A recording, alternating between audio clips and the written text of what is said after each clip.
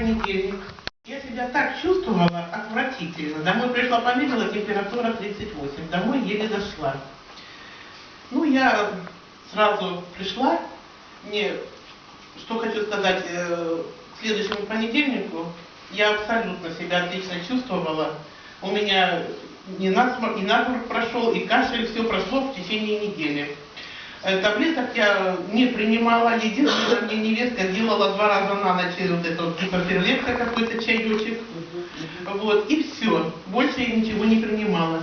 Единственное, что я спала каждую ночь на лазерном ковре, непосредственно контакт с телом.